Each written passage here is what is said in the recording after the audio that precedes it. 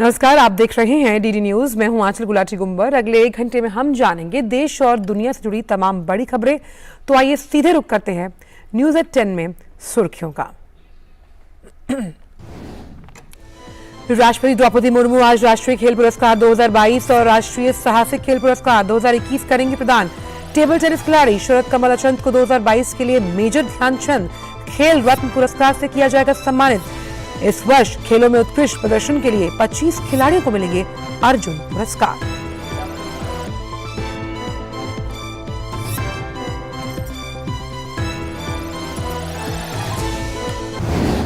गुजरात में विधानसभा चुनाव के पहले चरण में कल सौराष्ट्र, कच्छ और दक्षिण गुजरात की 89 सीटों के लिए होगा मतदान। 788 उम्मीदवारों के राजनीतिक भाग्य का होगा फैसला। निर्वाचन आयोग ने स्वतंत्र और निष्पक्ष मतदान कराने के लिए किए पुख्ता इंतजाम।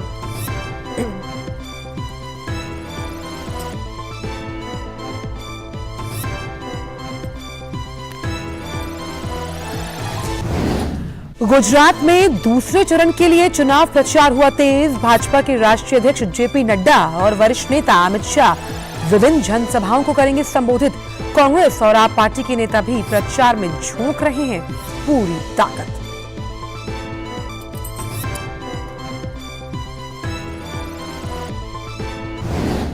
दिल्ली नगर निगम चुनाव का प्रचार अभियान जोरों पर। भाजपा के वरिष्ठ नेता जगह जगह निकालेंगे विजय संकल्प रोड शो। आम आदमी पार्टी और कांग्रेस नेता भी कर रहे हैं प्रचार।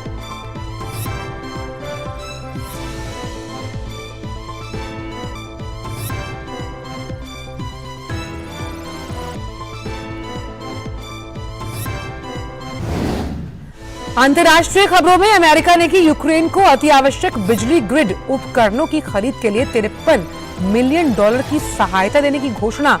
नई सहायता रूस के हमले प्रभावित स्थानीय नगर पालिकाओं को बिजली व्यवस्था बहाल करने के लिए घोषित की गई। $55 मिलियन की मदद के अतिरिक्त। खेल की खबर में भारत और न्यूजीलैंड के बीच तीसरा और अंतिम एक दिवसीय मुकाबला जारी। आधी भारतीय टीम पवेलियन लौटी। सीरीज में 1-0 से पीछे है भारत। मैच का सीधा प्रसारण आप देख सकते हैं डीडी स्पोर्ट्स पर।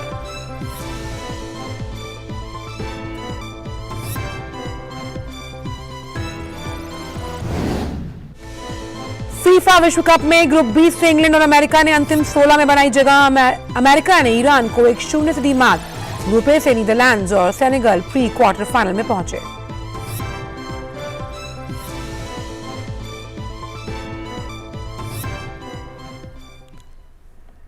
और आइए अब जान लेते हैं सभी खबरों को विस्तार के साथ। राष्ट्रपति द्रौपदी मुर्मू खेल के क्षेत्र में सर्वश्रेष्ठ प्रदर्शन करने वाले खिलाड़ियों को आज राष्ट्रपति भवन में एक विशेष समारोह में प्रतिष्ठित राष्ट्रीय खेल पुरस्कार प्रदान करेंगी।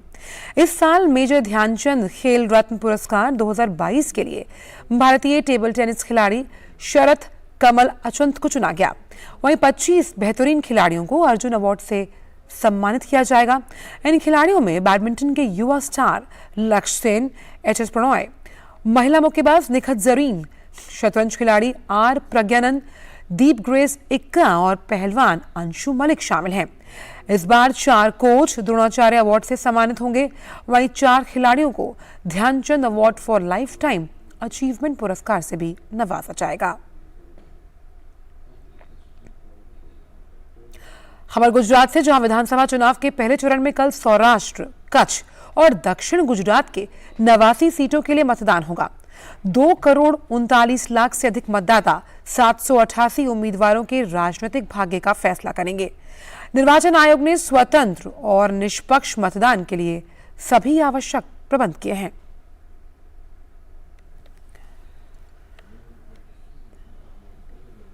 वहीं गुजरात में दूसरे चरण के चुनाव के लिए मध्य और उत्तरी भाग में प्रचार तेज हो गया। इस चरण में 5 दिसंबर को मतदान होगा। गुजरात और हिमाचल प्रदेश विधानसभा चुनाव की मतगणना 8 दिसंबर को होगी। दूसरे चरण के लिए धुआंधार प्रचार जारी है। सभी राजनीतिक पार्टियां अपनी जीत का दावा कर रही हैं। भाजपा के वरिष्ठ नेता अमित शाह आज महिसागर और गांधीनगर में चुनावी रैलियां करेंगे। वहीं भाजपा अध्यक्ष जेपी नड्डा आज अहमदाबाद और खेड़ा में रोड शो करेंगे। चुनाव में जीत सुनिश्चित करने के लिए भारतीय जनता पार्टी अपनी पूरी ताकत झोंक रही है। कांग्रेस और आम आदमी पार्टी समेत विभिन्न पार्टियों के नेता पूरे दमखम के साथ राज्य में चुनाव प्रचार कर रहे हैं। कांग्रेस नेता शक्ति सिंह गोहिल भी सावली विधानसभा में जनसभा को संबोधित करेंगे। वहीं आम आदमी पार्टी भी चुनावी मैदान में पसीना बहा रही है। आप के बड़े नेता रोड शो के जरिए जनता को लुभाने की कोशिश कर रहे हैं।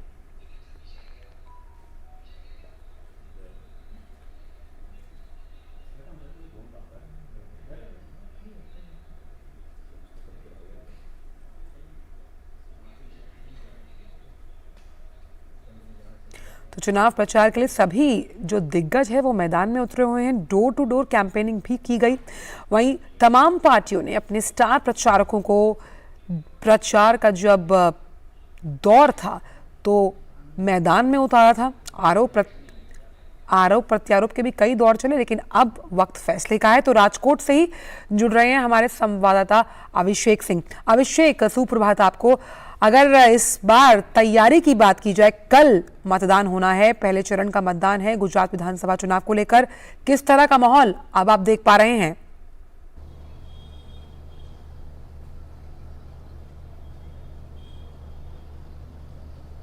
बिल्कुल आंचल, देखिए अगर पूरे सौराष्ट्र की बात करें तो सौराष्ट्र के 11 ज़िले हैं जहां पर कि चुनाव होना है। और मैं आपको ये भी बताऊंगा कि टोटल 19 ज़िले हैं इस फर्स्ट फेज़ के अंदर जो 89 सीटों पर चुनाव हो रहे हैं और तकरीबन 25,000 जो है वो मतदान केंद्र भी बनाए गए हैं। पुलिस कर्मियों की तैनाती की गई है। जो रूटीन जो वर्क है चुनाव आयोग की ओर से वो पूरा किया गया और साथ साथ कई जो है नए जो है पहल भी की गई है चुनाव आयोग की ओर से। खास तौर पे मैं आपको 3 चीज़ों का जिक्र करना चाहूँगा। फिलहाल मैं गुजरात में के राजकोट में हूँ और राजकोट में जो है यहाँ पर एक रिसाइकलिंग मतदान केंद्र बनाया गया है। रिसाइकलिंग मतदान केंद्र का मतलब ये हुआ कि जो वहाँ पर जो भी चीज़ें यूज़ में आएंगी उनको रिसाइकल किया जाएगा। तो एक अच्छी पहल कह सकते हैं कि जिला निर्वाचन अधिकारी के द्वारा जो है राजकोट के अंदर की गई है। टोटल जो है 2200 के आसपास यहाँ पे भी मतदान केंद्र बनाए गए राजकोट के 8 विधानसभा के अंदर, जिसमें से कि मैं आपको बताऊँ कि तकरीबन जो है 22 लाख लोग जो है वो मतदान करेंगे।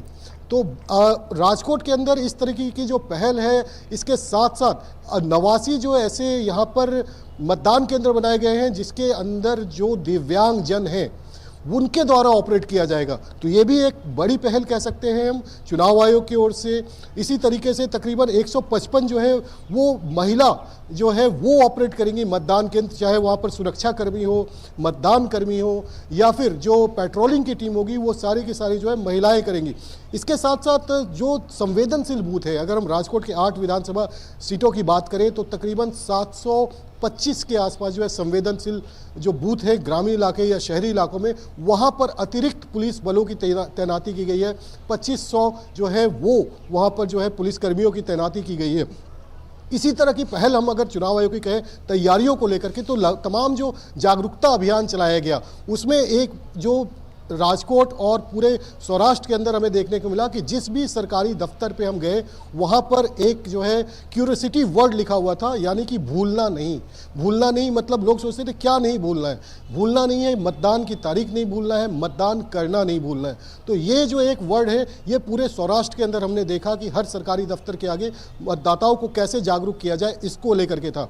2 चीज़ों की और भी पहल की गई सौराष्ट्र के अंदर। जूनागढ़ जो कि राजकोट से बिल्कुल लगा हुआ जिला है, वहाँ पर एक एनिमल मतदान केंद्र, एनिमल पोलिंग बूथ बनाया गया और दूसरा हेल्थ पोलिंग बूथ। अब एनिमल पोलिंग बूथ क्या है? एनिमल पोलिंग बूथ ये है जहाँ पे कि जो भी मतदाता अपने पशु के साथ, अपने पालतू जानवर के साथ वहाँ जाते हैं तो मतदान केंद्र से 100 मीटर की दूरी पर उनके लिए केयर टेकर होगा, एक बड़ा घेरा होगा जहाँ पर कि वो अपने पालतू जानवर को वहाँ पर छोड़ करके मतदान कर सकेंगे। और साथ ही साथ उस मतदान केंद्र में जो केयर टेकर होगा वहाँ पर जो पशु चिकित्सक हैं वो भी होंगे, उनको जो उनके पशुओं की जो है वो चेकअप वो भी वहाँ पर उनको मुफ्त दी जाएगी। इसी तरीके से हेल्थ पोलिंग स्टेशन के अंदर क्या है, जो मतदाता जाएंगे वहाँ पर मतदान करने के लिए वो वहाँ पर अपना मुफ्त में हेल्थ चेकअप करवा सकेंगे और साथ साथ वहाँ डॉक्टरों की टीम भी होगी। अभिषेक, इस बार जिस तरह से बिल्कुल जो तैयारियां आप बता रहे हैं, सोमनाथ के अंदर गिर सोमनाथ जो तैयारियां आप बता रहे हैं, सोमनाथ में एक ऐसा मतदान केंद्र बनाया गया है। चलिए अभिषेक, जो तैयारियां आप बता रहे हैं इसमें एक चीज मैं आपसे जानना चाहूंगी कि इस बार ये भी पहल की गई है जो तमाम दिव्यांग जन हैं और वृद्ध जन हैं वो घर से ही बैठकर अपना वोट कास्ट कर सकते हैं। तो चुनाव आयोग की तरफ से चुनाव प्रक्रिया को और सुदृढ़, निष्पक्ष, पारदर्शी बनाने की दिशा में एक अहम कदम इसे मान सकते हैं।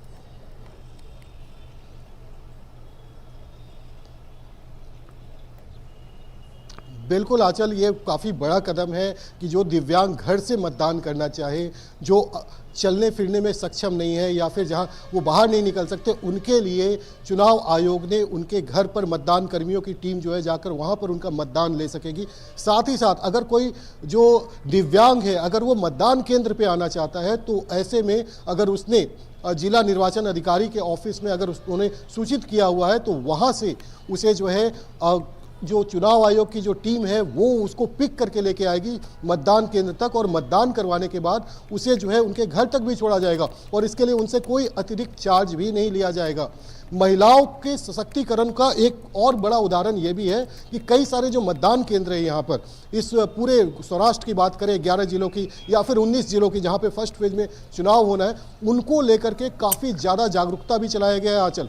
खास तौर पे ज़्यादातर कोशिश ये की गई है कि जो महिला मतदान कर्मी है उनको ज़्यादा से ज़्यादा उनको ऑपरेट करने दिया जाए, किसी भी जगह पे ज़्यादा से ज़्यादा महिला जो सुरक्षा कर्मी है उनको लगाया जाए। इसके साथ साथ जो वोटर हैं, मैं आपको बताऊंगा कि तकरीबन 5 लाख जो है वो वोटर इस बार बिल्कुल युवा है, 18 से 19 साल के बीच के वोटर हैं जो पहले चरण में जो है वो मतदान करेंगे, और तकरीबन 75,000 के आसपास पहले चरण में वो मतदाता हैं जो पहली बार मतदान करेंगे। तो उनको मतदान की किस तरीके से वो मतदान पहली बार करने जा रहे हैं, पहले उन्होंने देखा घर परिवार के लोगों को, तो उनको एक तरह की ट्रेनिंग कैसे दी जाए, इसको लेकर के भी जागरूकता अभियान जो है वो चलाया गया। और एक बड़ी रोचक बात मैं आपको बताना चाहूँगा कि 99 साल प्लस वाले भी जो है वो तकरीबन 10,000 मतदाता हैं जिनके लिए भी चुनाव आयोग ने विशेष व्यवस्था बिल्कुल, की तो ये है मानना कि होगा कि लगातार जिस तरह से कई अभियान वाहनों की व्यवस्था की है अगर उनको कोई असुविधा है और वो मतदान कर सके। आंचल, बिल्कुल, तो मतदान को और सुदृढ़ बनाने के लिए जागरूक अभियान भी चलाए गए और ये जो तमाम कदम है जिनका आप जिक्र कर रहे हैं, हम उम्मीद करते हैं कि इनका असर कल जब हम वोटिंग देखेंगे, परसेंटेज देखेंगे, उस पर नजर आएगा। आप हमारे साथ बने रहिएगा। अभिषेक, हमारे साथ कच्छ से हमारे दूसरे संवाददाता शैलेंद्र मिश्र भी जुड़ रहे हैं। शैलेंद्र, आप लगातार काफी समय से गुजरात में मौजूद हैं, हमने आपकी कई रिपोर्ट्स देखी, आपने लोगों की राय जानी, आप कई ऐसे जिलों और जगहों पर गए जहां पर लोगों ने आपको वहां पर जो मशहूर चीजें हैं उनके बारे में बताया। इस वक्त जो चुनावी मूड है वो किस तरफ इशारा कर रहा है? हमने चुनाव आयोग की तैयारियों की बात तो अभिषेक से की ही, लेकिन चुनावी मूड इस वक्त किस तरह का है इन तमाम विधानसभा सीटों को लेकर जहां कल मतदान होना है पहले चरण का? देखिए, किस राजनीतिक दल की तरफ मूड है ये तो जनता को तय करना है और इसका जो परिणाम है वो 8 तारीख को पता चलेगा। लेकिन ये एक मूड बहुत स्पष्ट तौर पर नजर आ रहा है कि लोग इस मतदान प्रक्रिया में हिस्सा लेना चाहते हैं। तो हम ये देख सकते हैं, उम्मीद कर सकते हैं कि जो पिछला आंकड़ा है, चाहे कच्छ का हो या फिर पहले चरण की सीटों पे जो मतदान प्रतिशत का आंकड़ा है, उससे बेहतर आंकड़ा हो सकता है। क्योंकि चुनाव आयोग ने बहुत कोशिश की है, जैसा कि हमारे सहयोगी अभिषेक बता रहे थे। कच्छ देखें तो बहुत एक तरह से कहें मशहूर जगह इसलिए है क्योंकि हम और आप जो नमक खाते हैं उसका एक अधिकांश हिस्सा इसी कच्छ में नमक बनता है। कच्छ का रण तो जो रन ऑफ कच्छ वो तो सभी मशहूर है, हम जानते हैं कि देश और दुनिया में पर्यटन का एक बड़ा स्थान बना है। धौलावीरा यहाँ पर है जो एक पुरातन सभ्यता का बहुत महत्वपूर्ण केंद्र है। तो हम दुनिया में एक बड़े पर्यटन केंद्र के तौर पर कच्छ की पहचान को देखते हैं। तो निश्चित तौर पर यहाँ के लोगों का जो मूड है वो हमने चुनाव प्रचार खत्म होने से पहले खूब बात की, उनसे जानने की कोशिश की और इस बात को सभी लोग मानते हैं कि कच्छ दरअसल एक विकास के रास्ते पर सरपट दौड़ा है बीते 2 दशकों में।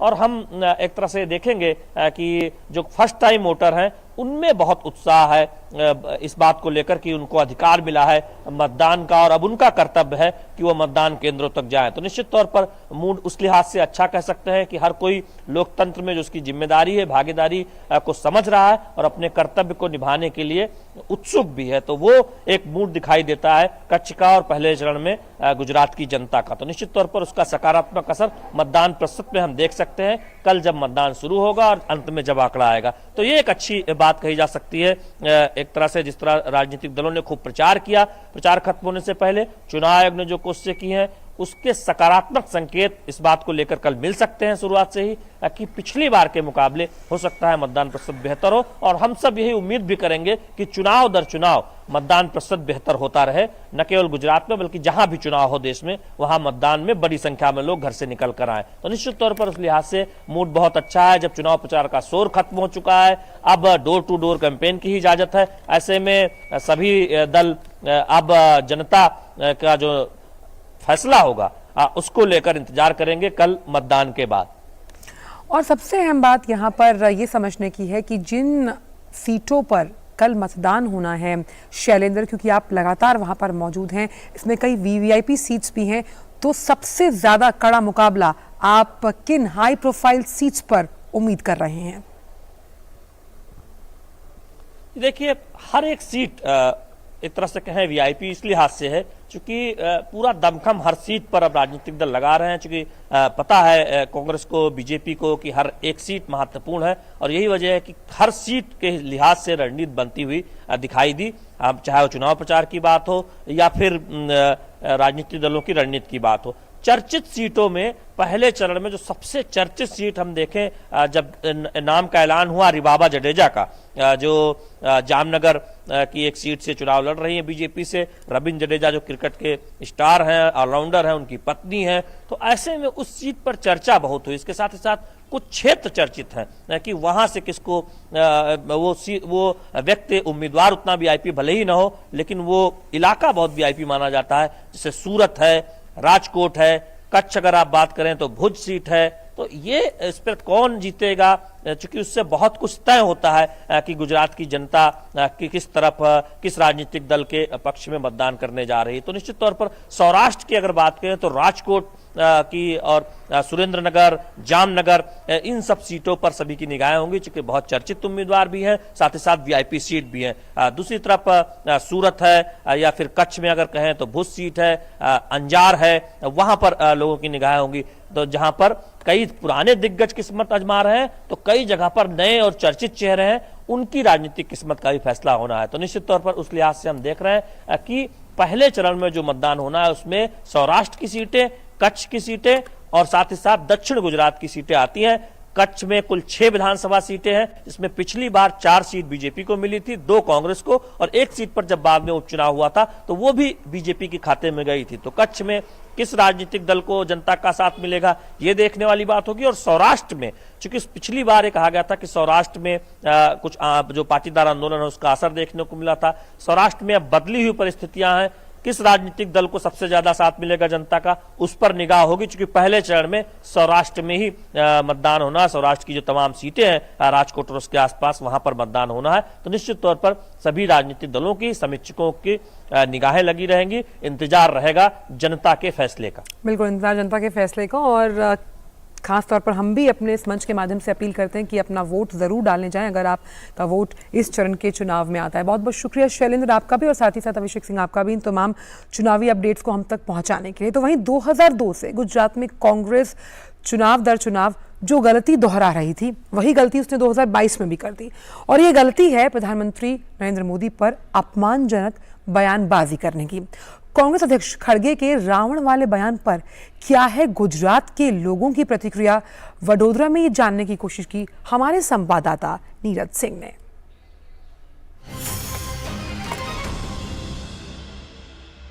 गुजरात विधानसभा चुनाव चुनावी मुद्दों पर कम, व्यक्तिगत आरोपों पर अब ज्यादा जाता दिखाई दे रहा है।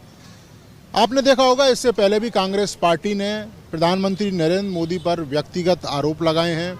कभी उन्हें नीच कहा, कभी मौत का सौदागर बोला, कभी ये बोला कि उनको उनकी औकात दिखा देंगे, और अब कांग्रेस पार्टी के अध्यक्ष मल्लिकार्जुन खड़गे ने उन्हें रावण की संज्ञा दी है।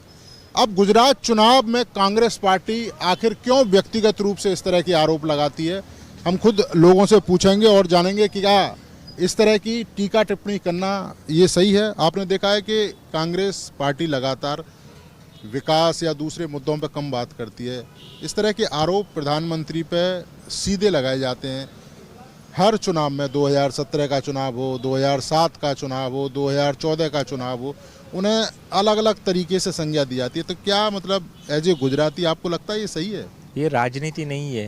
राजनीति करो तो पॉजिटिव राजनीति करो। इतने घटिया स्तर पे आप चले जाते हो। यहाँ पे 27 साल से बीजेपी की सरकार है। बीजेपी की सरकार गुजरात में क्यों है?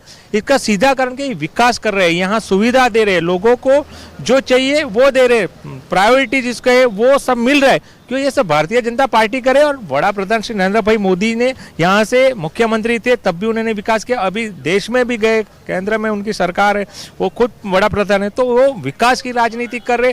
और इसी विकास की राजनीति वजह से गुजरात में भारतीय जनता पार्टी का शासन। लेकिन ये कांग्रेस सत्ता में आ नहीं सकती। गुजरात की प्रजा ने हमेशा उनको नकार दिया है। कभी आप देख लीजिए 27 साल से बीजेपी के सामने कांग्रेस कहीं खड़ी नहीं पा रहे। अब ये खड़ी नहीं हो पा रहे, इसलिए ये ऐसी गंदी हरकतें करने शुरू गए, ऐसे गलत शब्दों का प्रयोग करना शुरू गए। तो ये राजनीति नहीं है, ये बहुत ही गलत बात है। गुजरातियों का अपमान हुआ है क्योंकि प्रधानमंत्री भी ये कहते हैं कि मेरे ऊपर तमाम ये लोग गालियां देते हैं, लेकिन ये सही मायने में जो गुजरात के लोग हैं उनका अपमान है। आप कैसे देख रहे हैं?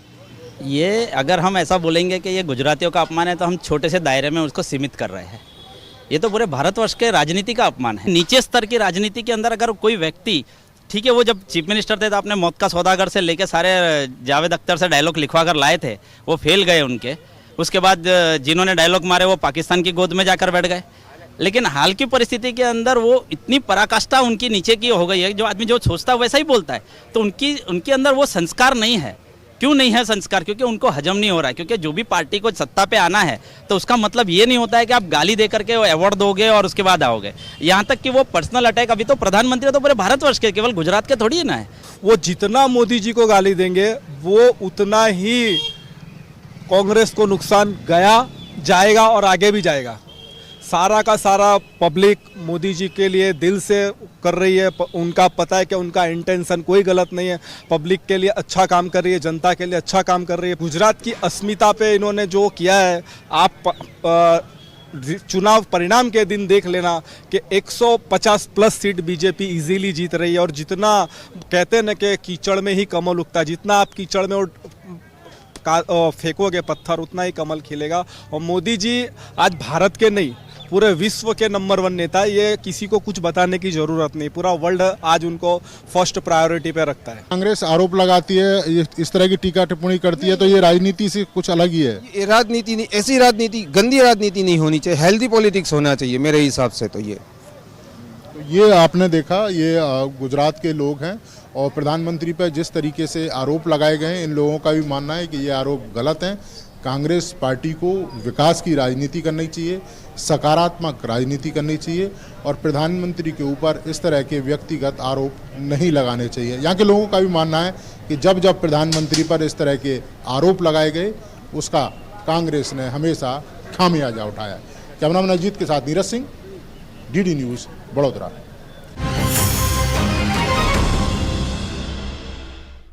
तो गुजरात के कच्छ जिले में भुज सबसे बड़ा शहर है। यहाँ से पाकिस्तान की सरहद भी बेहद करीब है।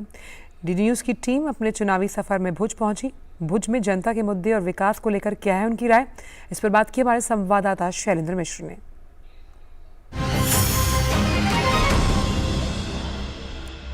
चुनावी सफर में हम अपनी टीम के साथ पहुंचे हैं कच्छ के भुज में। भुज जहां भूकंप के बाद जो बदलाव आया उसकी बहुत चर्चा होती है। हम चुनावी सफर में भुज के मुद्दों को जानेंगे, भुज में लोगों का क्या कहना है, क्या बदलाव आए हैं, क्या समस्याएं हैं, ये जानने की कोशिश करेंगे। चलते हैं भुज में चुनावी सफर में। भुज कई चुनौतियों को झेल चुका है और जो 21 साल पहले भूकंप आया उसके बाद कितना बदलाव देखते हैं और बीते 5 वर्षों में खास तौर पर इतना डेवलपमेंट हुआ है कि पूरा कच्छ, गुजरात, पूरा देश और इंटरनेशनल कक्षा पे सब प्रवासी यहाँ पे आने लगते हैं। मिठाई की दुकान है भुज में और वहाँ जानते हैं कि इनकी जिंदगी में मिठास बढ़ी है या फिर मिठास वैसी की वैसी है बीते 5 वर्षों में। नहीं, कच्छ में तो देखने जाएं तो बाहर से यहाँ तो बहुत अच्छा है। यहाँ पे मिठास तो ज्यादा ही है। कमलेश राम जी हैं जो एक कोयले की खदान में गुजरात से बाहर काम करते हैं और सिर्फ मतदान के लिए भुज आए हुए हैं। उनसे हम बात करेंगे कि आखिर वो भुज में बदलावों को कैसे देखते हैं। बहुत बदलाव हुआ है, ये अभी तो बहुत अच्छा विकास हुआ है। अभी तो ये स्मृति वन हुआ है, टूरिज्म ऐसे ही बहुत आता है इधर ने, विकास तो बहुत अच्छा हुआ है। हम यहाँ एक दवा की दुकान है उस पर जाएंगे और जानेंगे कि आखिर उन लोगों का क्या कहना है भुज के बदलाव के बारे में। भाजपा की सरकार रहेगी तो ऐसे ही बहुत सारा उन्होंने विकास का कार्य किया हुआ है, आगे भी करते रहेंगे और अब की बार भाजपा की सरकार ही आएगी। बहुत सारा विकास तो बहुत सारा किया हुआ उन्होंने, रोड वगैरह बनाए हैं, बहुत सारे नए कॉम्प्लेक्सेस बनाए हैं, बिल्डिंग्स बनाए नए। काम हुआ है भुज में, कुछ विकास दिखा है? नहीं हुआ है, यहाँ पे एक विकास हुआ है। क्या मुद्दे क्या देख रहे हैं? पानी का मुद्दा था, पानी पहुंचा है कि नहीं, क्या? पानी का भी मुद्दा था, पानी भी ज़्यादा अभी आ रहा है। नर्मदा कैनाल आ गई है, वो भी चालू हो गई है अभी। यहाँ पे जो खेत खलियान है वो भी, वहाँ पे भी पानी पहुँच रहा है अभी। मोदी साहब ने विकास कच्छ के अंदर पूरा बहुत किया हुआ है। मोदी ही है तो मुमकिन है ये सब कुछ। बाकी विकास किया हुआ, ऐसा क्या काम किया हुआ? कच्छ के अंदर जब भूकंप हुआ था तो हमारे घर पर सब गिर गए थे। मोदी साहब के हिसाब से ही ये सारे सब कुछ सही हुए हैं। कच्छ के अंदर इंडस्ट्री जोन आया, ये पोर्ट आया, तो ये सारे विकास ही है। कांग्रेस वाले या आप वाले तो ये सके नहीं है। मोदी साहब के हिसाब से ही हम आज जो भी यहाँ पर बैठे हुए हैं, मोदी साहब के भाजपा की सरकार के हिसाब से ही बैठे हुए हैं यहाँ पर। भुज में अभी कोई समस्या जैसा है ही नहीं। रोड, रास्ता, पानी, मतलब जो अब स्थानिक लेवल पे गटर, रोड, रास्ता, पानी और एकदम ज्यादा डेवलपमेंट है। अभी हमारे यहाँ स्मृति वन भुजिया बना है और मोदी जी ने भी ज्यादा भेंट दिया है हमारे यहाँ। कोई समस्या भुज में अभी नहीं लगती। बहुत अच्छा काम हुआ है और यहाँ पे अभी वो ग्राहकी भी अच्छी रहती है। दिक्कत होती थी पानी की, आप समझ लो ना कि 8 दिन में पानी बहुत मुश्किल से मिल रहा था। अब आपको 2 दिन में, 1 दिन में पानी मिल जाएगा। पहले कुएं से निकालना पड़ता था अब तो नल में पानी आ रहा है। घर पे बैठो, नल खोलो, पानी आ जाएगा। कुएं में पानी निकालना पड़ता था, गहरे गहरे कुएं होते थे और बड़ी जद्दोजहद करनी पड़ती थी, और अब घरों में नल में पानी आ रहा है। तो ये बदलाव हुआ है भुज में। तो हम भुज में लोगों की राय जान रहे हैं और यहाँ पर हम खत्म करते हैं अपना चुनावी सफर भुज में। कच्छ के भुज में लोगों का क्या कहना है जानने की हमने कोशिश की। इस तरह से हम गुजरात के अलग अलग जगहों पर जा रहे हैं, लोगों से जान रहे हैं कि उनके अपने मुद्दे क्या है और किन मुद्दों पर वो मुखर होकर अपनी राय रखना चाहते हैं। नेताओं के वादों, नेताओं के आरोप प्रत्यारोप, जवाब के इतर जनता क्या कह रही है, ये हम जान रहे हैं चुनावी सफर में। तो आज हमने भुज में चुनावी सफर में भुज के लोगों से की बातचीत और आपने उसे देखा। किसी और दिन किसी दूसरे शहर में होगी मुलाकात। कैमरामैन संजय जेना के साथ शैलेंद्र मिश्र, डीडी न्यूज, भुज, कच्छ।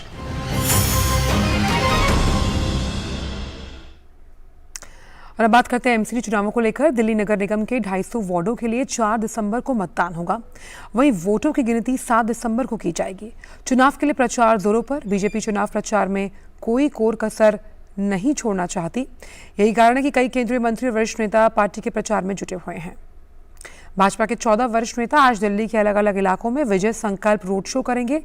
इसके साथ ही पार्टी ने बीजेपी शासित राज्यों के मुख्यमंत्रियों को भी विधानसभा क्षेत्रों में विजय संकल्प रोड शो की जिम्मेदारी सौंपी। पार्टी ने विजय संकल्प रोड शो में जिन नेताओं को जिम्मेदारी दी है उनमें केंद्रीय मंत्री नितिन गडकरी और मीनाक्षी लेखी मालवीय नगर विधानसभा में रोड शो करेंगे। वहीं केंद्रीय मंत्री पीयूष गोयल और सांसद डॉक्टर हर्षवर्धन सदर बाजार विधानसभा में पार्टी के प्रचार के लिए रोड शो करेंगे। वहीं राजौरी गार्डन विधानसभा में विजय संकल्प रोड शो में केंद्रीय मंत्री अनुराग सिंह ठाकुर नजर आएंगे। केंद्रीय मंत्री ज्योतिरादित्य सिंधिया रोहताश नगर में दिल्ली नगर निगम चुनाव का रोड शो करेंगे और इसका सियासी पारा चढ़ते हुए देखकर सभी पार्टियां अपने अपने वोटरों को लुभाने की कोशिश कर रही हैं। आम आदमी पार्टी नगर निगम चुनाव के लिए डोर टू डोर कैंपेन के तहत जनसंपर्क कर रही है। वहीं कांग्रेस भी मतदाताओं को रिझाने के लिए एड़ी चोटी का जोर लगा रही है।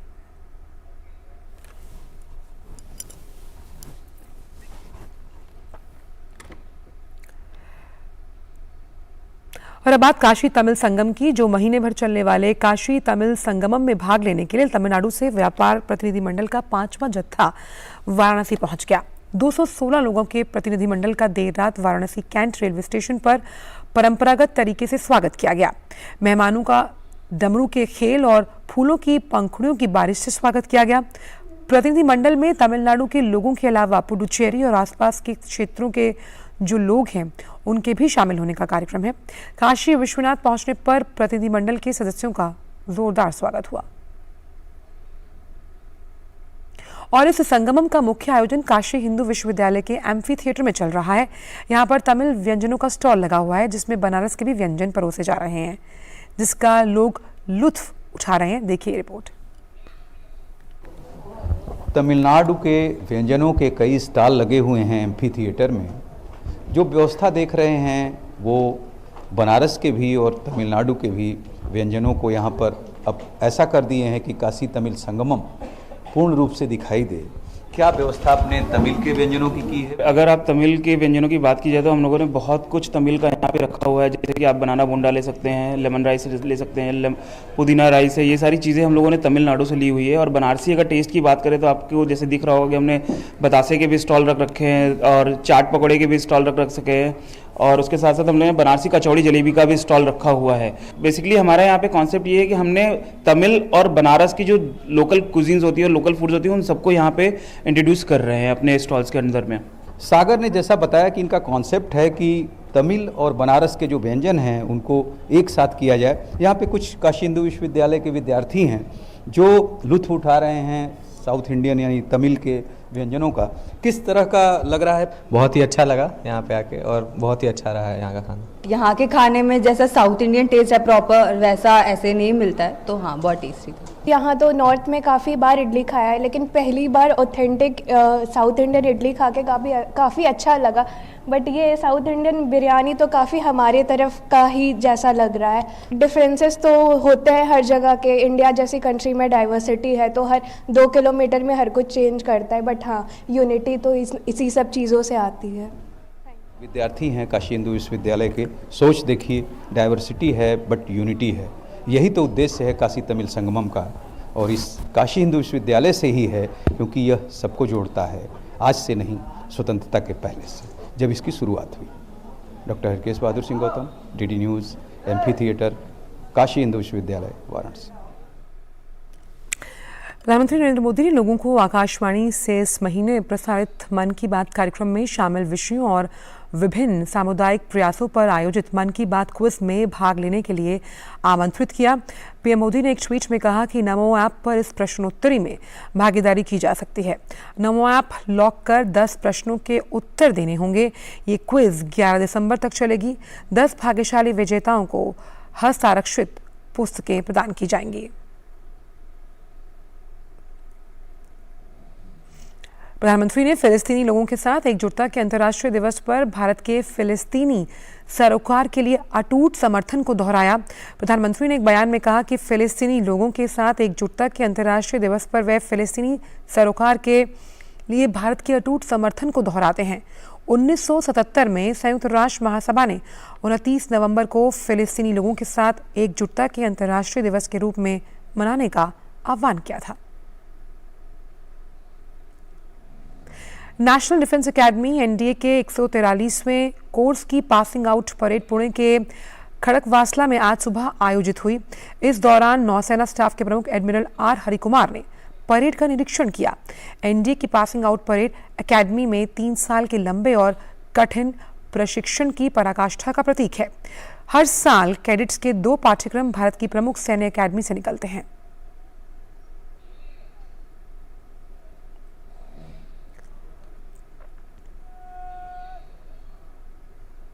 कैडेट कैप्टन की कमान पर सैल्यूट।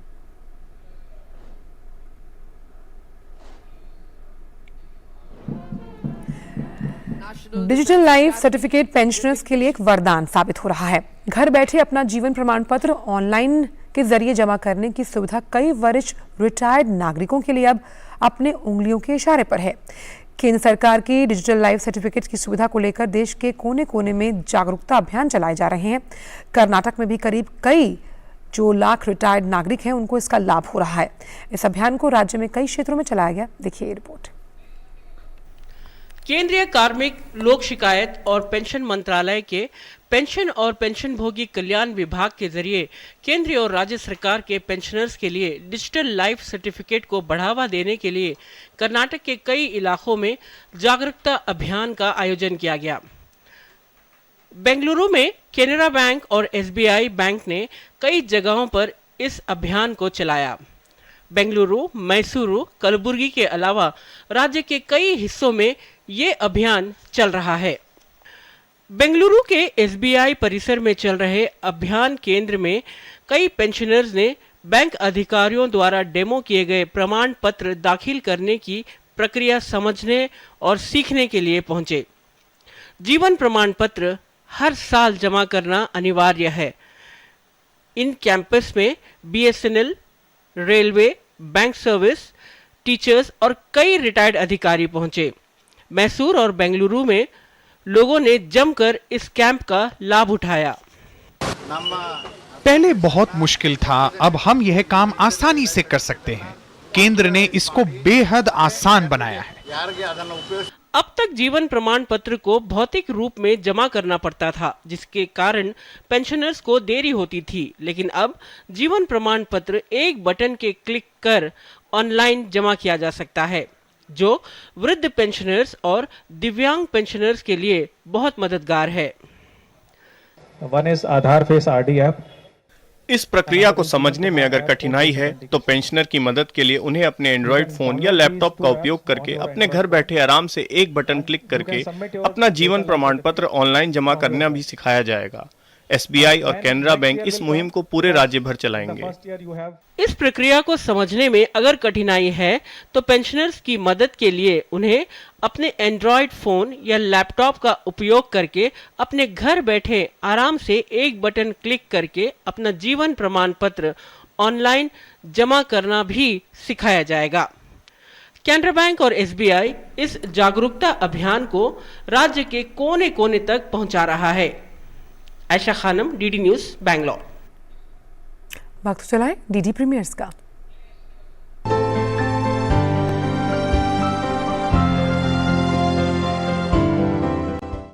डीडी प्रीमियर्स में आज फिर आपका स्वागत है। मैं हूं रेशमा आपके साथ, और जैसा कि आप जानते ही हैं कि हम अपने इस खास और विशेष सेगमेंट में आपके साथ बात करते हैं दूरदर्शन के विभिन्न नेटवर्क पर प्रसारित होने वाले कुछ खास कार्यक्रमों की, कुछ खास धारावाहिकों की। तो बात सबसे पहले कॉर्पोरेट सरपंच की। आज के इस धारावाहिक में आप देखेंगे कि मांग भरते वक्त कीर्ति के आंचल में आग लग जाती है। क्या कीर्ति देवी मां के इस इशारे को समझ पाएगी? और उधर उत्कर्ष उदय से कीर्ति को दूर रखने की कोशिश करता है। अब तुम हमें माफ करो, जाओ यहाँ से। मुझे अच्छा नहीं लगता जब उदय हम दोनों की हर बात में बीच में घुस जाता है। मैं नहीं चाहता कि अब तुम उदय से बात करो। कीर्ति दीदी, वो उदय जी आए हुए हैं, बहुत उदास उदास से लग रहे हैं। एक बार आप चल के मिल लो ना। क्या कीर्ति की उत्कर्ष की बातों में आएगी या फिर अपने दिल की आवाज सुनेगी? ये जानने के लिए देखिए कॉर्पोरेट सरपंच, सोमवार से शुक्रवार रात 8:30 बजे सिर्फ डीडी नेशनल पर। और धारावाहिक मॉडल्स में आप देखेंगे कि लमली अपने रूममेट्स के साथ बैठकर जेके को बर्बाद करने की कोशिश करती है, और उधर जेके लमली की अदाओं पर फिदा हो जाता है और अपने ऑफिस में उसे बुलाता है। अभी ये वक्त जश्न मनाने का नहीं है, अभी तो सिर्फ ये पहला कदम था, अभी बड़ा खेल खेलना बाकी है। अब बस मुझे दुश्मन के अगली चाल का इंतजार। मेरा टारगेट भी जेके इंडस्ट्रीज है। गुड। और वो पागल लड़की जूलिया फर्नांडिस, आज अगर मेरी बात सुन लेती तो पता नहीं कहाँ होता। यही प्रॉब्लम है मामूली लड़कियों का। जिसे जाना है वो चले ही जाते हैं। तो लमली का अगला कदम क्या होगा, ये जानने के लिए देखिए मॉडल्स, सोमवार से शुक्रवार रात 8 बजे सिर्फ डीडी नेशनल पर। तो आप दूरदर्शन के इन विभिन्न नेटवर्क पर प्रसारित होने वाले खास धारावाहिकों का आनंद उठाइए और हमें यही अनुमति दीजिए। नमस्कार।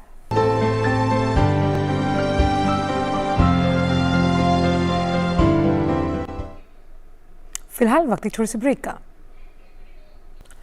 ब्रेक के बाद आपका स्वागत। रुक करते अन्य खबरों का। तो गरीबों के उत्थान के लिए केंद्र सरकार कई योजनाएं चला रही है। ऐसी एक योजना है प्रधानमंत्री आवास योजना।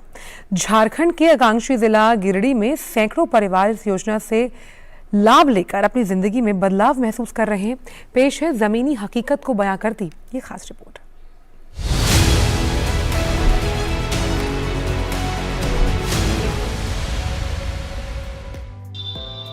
ये बदलती तस्वीर है झारखंड के आकांक्षी जिले गिरिडीह की, जहां कच्चे घरों में रहने वाले इन गरीबों ने कभी सोचा भी नहीं था कि उनके पास अपना पक्का घर होगा। लेकिन प्रधानमंत्री आवास योजना के कारण आज उनके पक्के घर का सपना साकार हो गया है। मिट्टी के घर में रहने वाले इन गरीबों को सरकारी आवास का लाभ मिलने के कारण आज वो बेहद खुश हैं। लोगों का कहना है कि मोदी सरकार ने उन्हें घर के साथ साथ कई अन्य सौगात भी दी है। हम लोग का घर मिट्टी का था, बारिश वगैरह में बहुत दिक्कत होती थी रहने में, पानी सारे घर में चलते थे। तो सरकार हम लोग को मदद किए तो थोड़ा हिम्मत हुआ, हम लोग भी कुछ अपना पैसे वगैरह मिला के घर को तैयार किए हैं। गरीबी के चलते पक्का मकान इन परिवारों के लिए सपना भर था। लोगों का कहना है कि पहले वे मिट्टी के घर में रहते थे, उन्होंने बहुत तकलीफ से कच्चे मकान में रहकर बाल बच्चों को पाला है, लेकिन प्रधानमंत्री नरेंद्र मोदी ने पक्का मकान देकर गरीबों की जिंदगी में उजाला लाने का काम किया है। पानी तानी चुए लो, बड़ी मुश्किल से बाल बच्चा पोस लियो, लेकिन सरकार दल को कॉलोनी में बड़ी खुशी हो और हम सरकार के धन्यवाद दियो कि खुश रहे और हम लोग ही खुश रखे। के साथ में शौचालय भी मिलल है और साथ में गैस भी मिलल है, स्मार्ट कार्ड भी मिलल है, राशन कार्ड भी मिलल है, राशन भी मिल रहा है। सरकार के धन्यवाद है, सब फिर से पूरा करें। 6000 की आबादी वाले इस इलाके में 200 गरीब परिवारों को पक्का मकान मिल गया है और 150 परिवारों के आवास निर्माणाधीन है। प्रशासन द्वारा कोशिश की जा रही है कि यहाँ कोई बेघर न रहे। प्रधानमंत्री आवास योजना जो है सो 200 बन चुका है और लगभग 150 कार्य प्रगति पर है, जल्द ही पूर्ण हो जाएगा। गिरिडीह जैसे आकांक्षी जिले को योजनाओं की सौगात मिलने से लोगों की जिंदगी आसान हुई है, लोगों के जीने का तरीका बदल गया है। प्रदेश का आकांक्षी जिला होने के चलते यहाँ योजनाओं को और बेहतर तरीके से क्रियान्वित करने के लिए प्रशासन भी पूरी मुस्तैदी से जुटा हुआ है। Bureau report, DD news.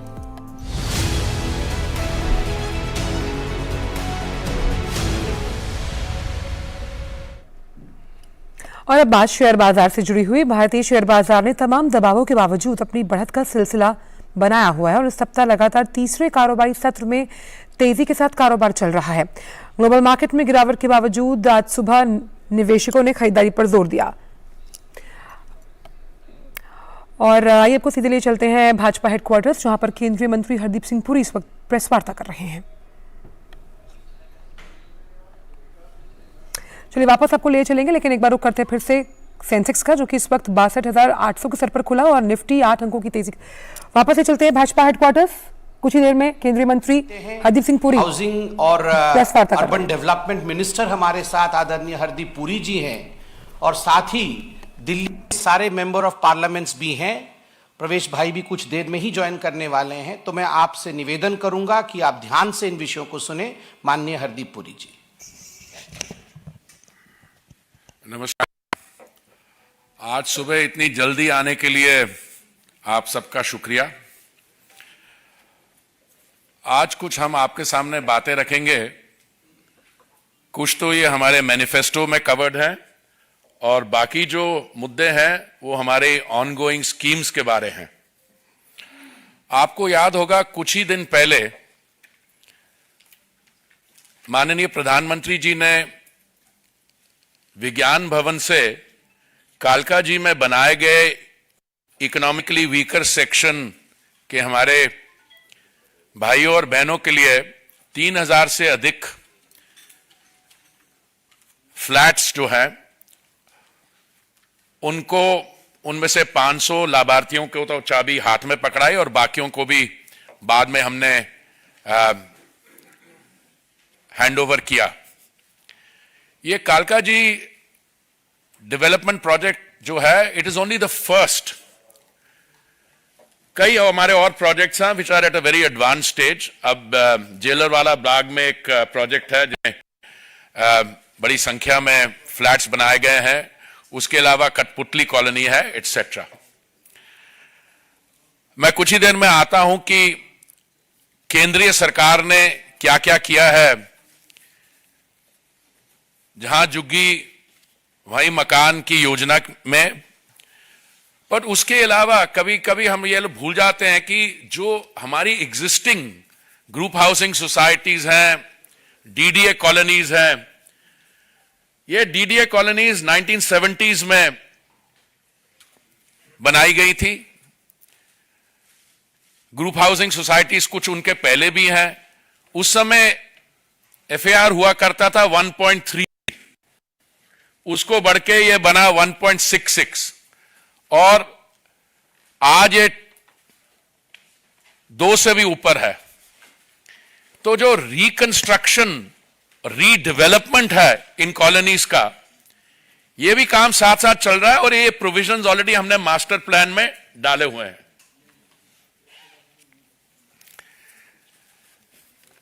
Delhi की संख्या, दिल्ली की आबादी 2011 के सेंसस में 1.67 करोड़ थी। मुझे लगता है, और मुझे लगता है आप सब सहमत होंगे, जब अगला सेंसस आएगा तो दिल्ली की आबादी 2 करोड़ से अधिक ही होगी।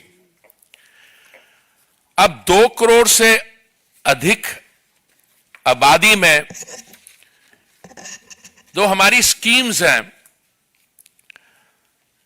अभी जो लागू हैं, उसमें जहां झुग्गी वहां मकान, कुछ 10 लाख लाभार्थी होंगे इसके। हमने मैनिफेस्टो में भी फिगर दिया है कुछ, पर ओवरऑल ये फिगर 10 लाख के करीब होगा। जो अनऑथराइज्ड कॉलोनीज हैं उसमें अभी मैं डिटेल में जाता हूं, जिसमें पहले जो राज्य सरकारें थी कांग्रेस पार्टी की और आम आदमी पार्टी की, ये 2006 से मसला लटकता आ रहा है। इन्होंने 2021 में जब हमें कहा कि इनको और 2 साल चाहिए वो ग्राउंड सर्वेस करवाने के लिए, तब माननीय प्रधानमंत्री जी ने यह निर्णय किया कि अब बहुत हो गया, अब केंद्रीय सरकार इसको कर देगी। हमें उम्मीद है कि पीएम उदय, जो रेगुलराइजेशन ऑफ अनऑथराइज्ड कॉलोनीज है, इसमें करीब हमारे 50 लाख नागरिकों को बेनिफिट मिलेगा। और तीसरी योजना जो है लैंड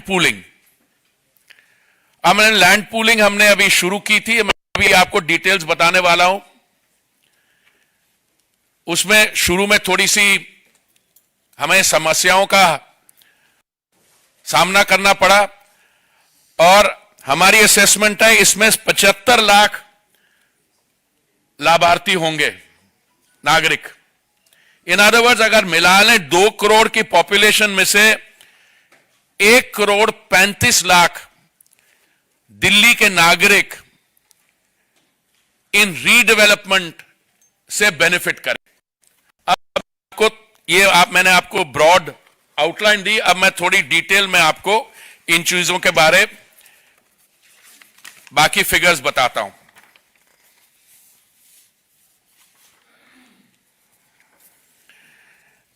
दिल्ली का जो इतिहास है मुझे नहीं लगता कि I think I am the oldest person present here.